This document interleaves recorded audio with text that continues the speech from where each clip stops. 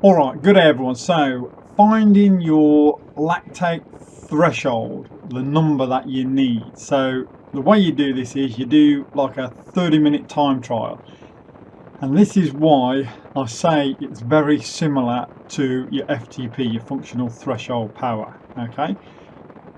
The way you do it is you do like a 30-minute time trial. You can use your heart rate monitor or your power meter to do this. You want to find some flat ground if you're doing it outside. Best way I think is on an indoor trainer, because as I've always said, the environment doesn't change and it's consistent the whole way.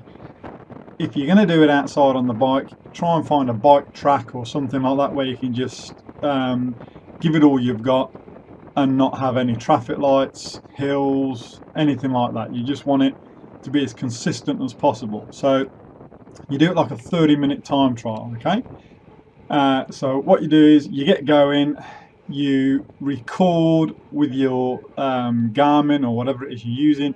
You record the last 20 minutes of the 30-minute time trial. So don't record the whole thing, just the last 20 minutes of it. And then you use your average power or heart rate to work out your LT. That average number is where your threshold is. So that's the threshold for the lactic acid starting to build up in your system. And that is basically how you do it. There are a million different ways, well not a million, but there's a lot of different ways to do this or to achieve this number.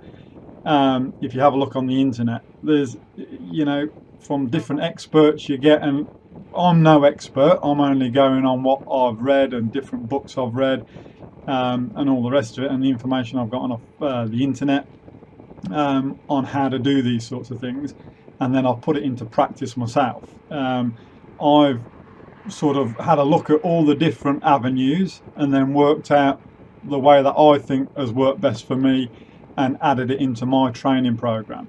That's all you can do. There are so many different theories on how to do your functional threshold power, how to do your lactate threshold. There's a different number of things. There's different people that say your LT means different things to what someone else is saying.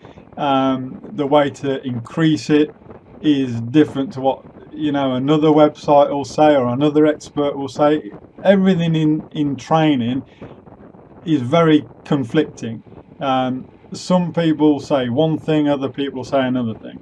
So the best way to do it is to get as much information as you can and then incorporate some of that information into a training program that suits you and see what's starting to work for you.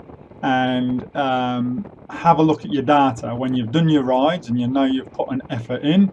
Have a look at that data and see if you're getting improvements over say a month or to 6 weeks periods. And this is why it's important to keep doing your FTP test, because that is probably the best indicator of your performance increase over anything really.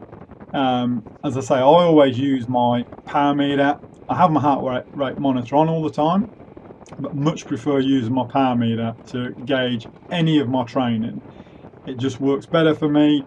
It's instant. It doesn't fluctuate like your heart rate does. It takes 20-30 seconds for your heart rate to get up there when you're doing an effort, and then it takes some time to come back down. So by the time you're doing your next effort again, your heart rate could still be coming down, and then it's got to catch up again. So your heart rate's always playing catch up, whereas with your power meter it's just there. Whatever you're doing at that second, it's there, done.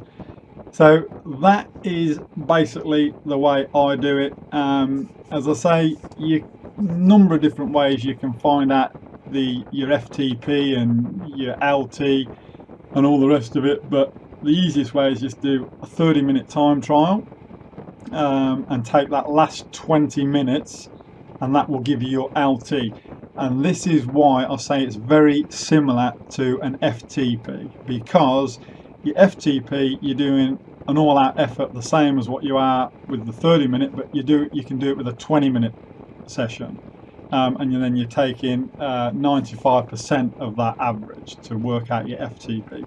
So they are very similar, but moving your lactate threshold up, that lactic acid threshold up, is slightly different to working your FTP. But anyway, do that, see how you go, and put some of that training into practice and see the improvements. See you on the next one.